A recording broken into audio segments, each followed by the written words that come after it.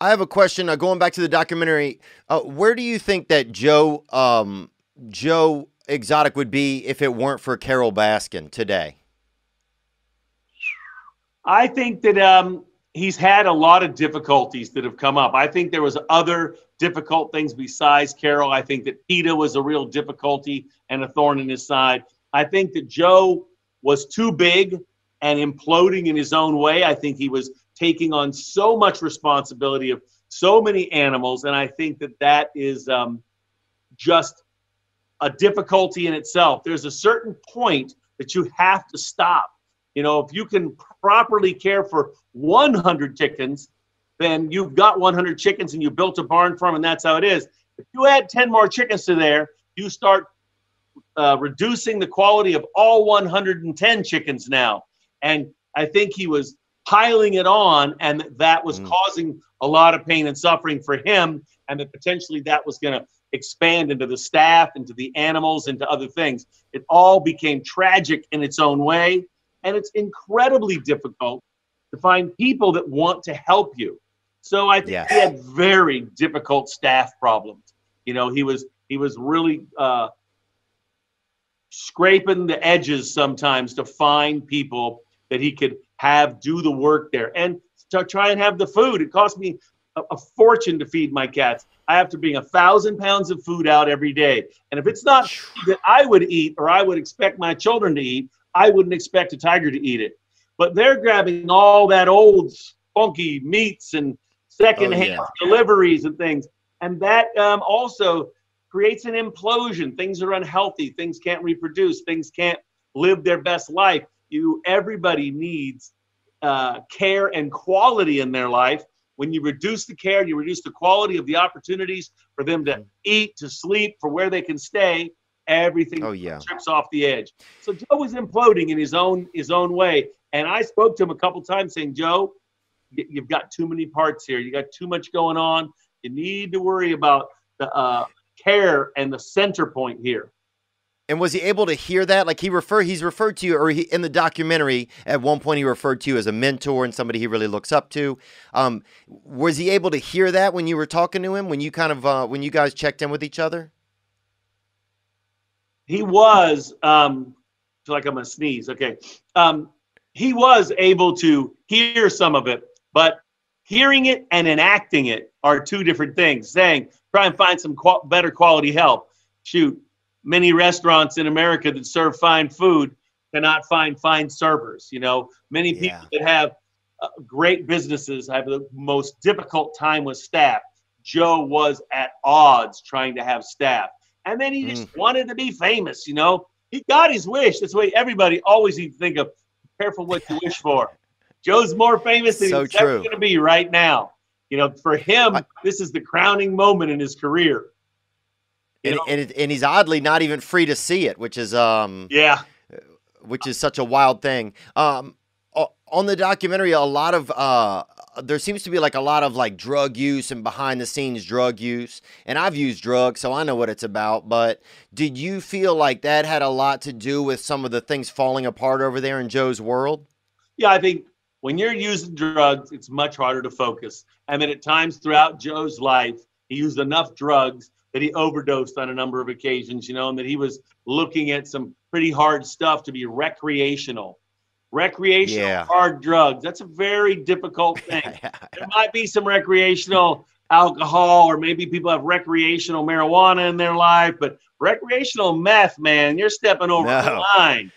And meth is a full season game. You can't, meth is a full season. It's not a pickup game, you know. Meth is that's 1 million quarters, dude. That's a lot of overtimes, man. And then a lot of people coming to work with him falling into the same trap. How can they possibly provide the care that you would hope? And the people that are continuing in that kind of shadier side of wildlife, that part of it is probably the most detrimental thing that can go on. You need that clear head, sharp thinking, and focus to make this work out right.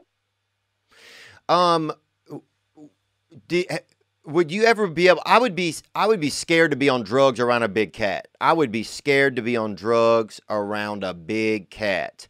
How do you feel about that? I'm scared to be around big cats if I have allergies going on. You know, I'm certainly not going to go out there and have a few drinks and see what's happening. That just does not work. Yeah. This is on your toes, ready for the serve. I tell people, if you don't feel like you're in a tennis match and that other guy's getting to throw a 100-mile-an-hour ball at you right now, that you're not ready for that tiger to open that door.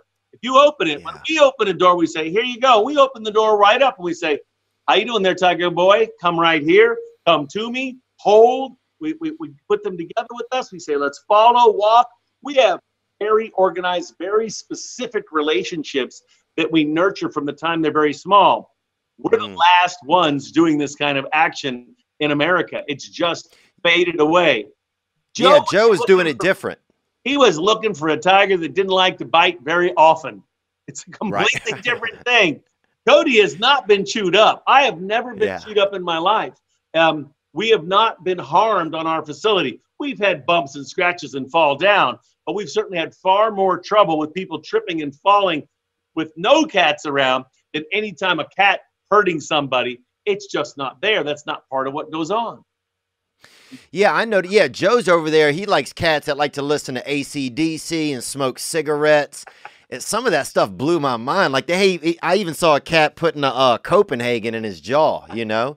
It definitely gets a little more risque over there at his camp.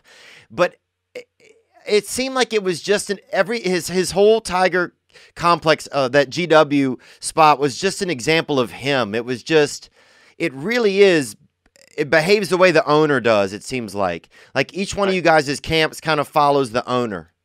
Very erratic behavior. You know, and very, very much behavior of somehow me, and how it's going to reflect, look, and be about me, not about the animals, and certainly not about the big picture that wildlife desperately needs, the big picture of what are tigers doing in the wild and how are you personally trying to help. And I talked with Joe about that a couple times, trying to get him on that vein. One time he got some money and raised it, I think, selling prophylactics, he told me. And he raised money for rhinos. And he made a donation to International Rhino Foundation so that he could help save rhinos. But it was a one-off. He couldn't keep the momentum. He needed the money for other activities in life, I guess. And he just didn't hold it together. And he got, you know, some unscrupulous buddies to come along. And I think they tore him down hard as he got more diversified in who was helping him run the park. I think that was probably the most dangerous thing he ever did, was bring on more people that were from other more camps. Partners is trouble. Now, he also was Joe. Where did you first meet Joe? I first met Joe at a Feline Conservation Federation meeting about people that have animals and how they're going to care for them and what they're doing. I was trying to get that organization to be able to experience the wildlife and activities that I have here. Maybe 15 years or so ago, he visited because that group was here visiting, and he came through the facility and he got to see what we were doing and what was happening. And he made application to try and ask the organization to improve his place, give him tips of what could happen. So because of that, I sent him some notes and letters and things about what I thought he should do to improve the facility and make a better life for the animals and better life towards the conservation movement. I think Joe had good intentions of what he was doing. I think Joe loved the party, and I think Joe was looking for a party where he could be the king of that party. And there is no doubt that having exotic animals, even just from a little monkey to a big old tiger with you, creates something flashy that will draw someone to you and makes a great icebreaker for that situation. Now, the responsibility that comes with it is so great that it will wash it all away. But a lot of time it takes people a long time to figure out.